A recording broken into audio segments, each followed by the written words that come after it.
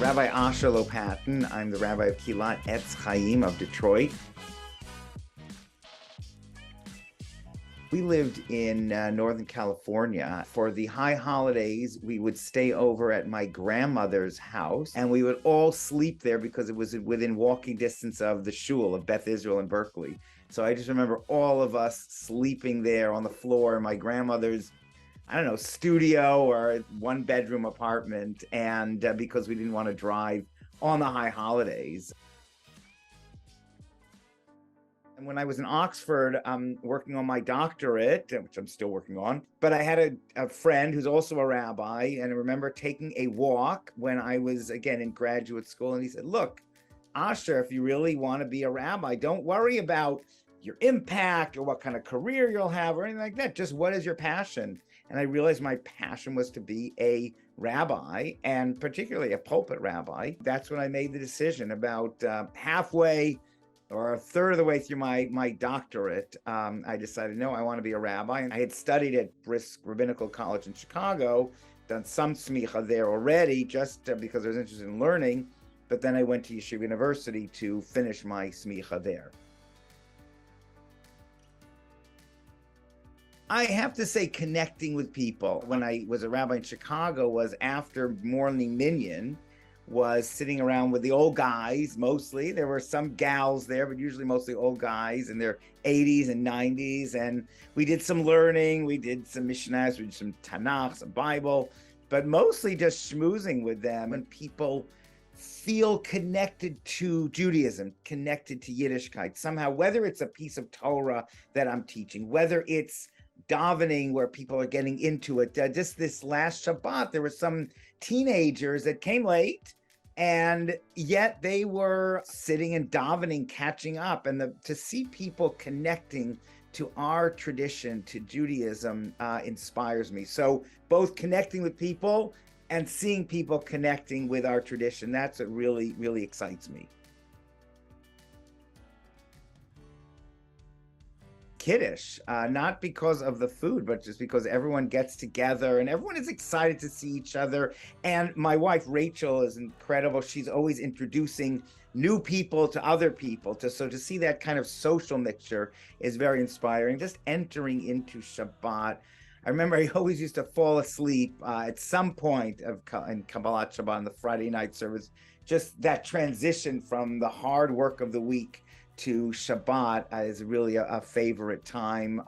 There's so many other things, but those are things that initially will stand out. We at Kehillat Etz Chayim, we sing a lot of Psukei de Zimra. Psukei de Zimra are the morning prayers that prepare you for praying. They're all these psalms from King David. Literally, they mean verses of song, Psukei de Zimra.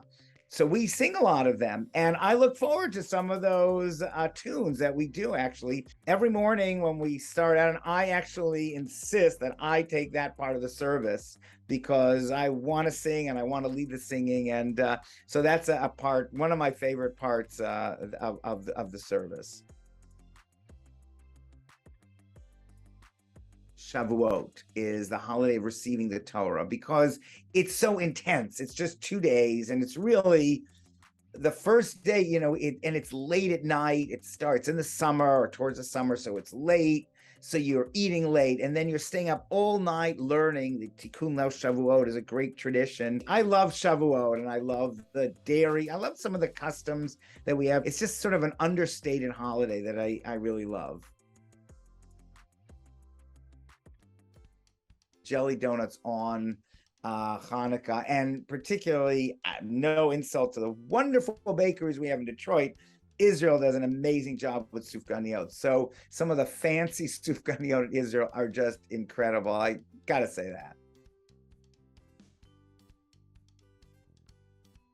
I think you have to be passionate about it, willing to work very hard, and be able to get joy from the hard work that it takes, whether it's teaching, whether it's helping make a minyan, whether it's pushing people to come to services. And you can test yourself, I think. The work that I did as a volunteer at Hillel at Boston University, or again in Oxford, that took up hours and hours every day And if you feel that energizes you, then I would say go for it. And Rabbi Saul Berman gave me the advice. He said, if you can do it, then being a pulpit rabbi is the most impactful thing you can do as a career. But he said, if you can do it, so if you feel excited about it and energized and passionate and it's fulfilling, you got to do it, and you're going to love it, and you're not going to burn out because you're loving it. To be dedicated to the Jewish people, to be Jewish is to at least struggle with a relationship with God, however you come out on that, but to at least be part of that conversation of connecting, attempting to connect to God or struggling with that. Really understand that this is something that you were chosen for. Now, even if you are a Jew by choice, if you are a convert, it's a choice that you're making, but really, you were chosen to make that choice. You have been given a privilege to have an incredible effect on people around you in the world, to have an incredible insight and relationship with a tradition and a revelation of God. If you can recognize that and feel proud of that, or at least feel challenged by that, that is to be a Jew. I think people would be surprised to know that even though I love people, I love connecting with people, I can't get enough of Kiddush and connecting and davening and being with people, but I have an introvert side as well. And sometimes need those moments of reflection. I actually get those moments when I'm walking to shul. It's whether a 15-minute walk to shul Shabbos morning. I really need that time, to perfect my sermon and my thoughts, but really to re-energize myself. And then I love meeting up with the people that come early to shul and on time to shul.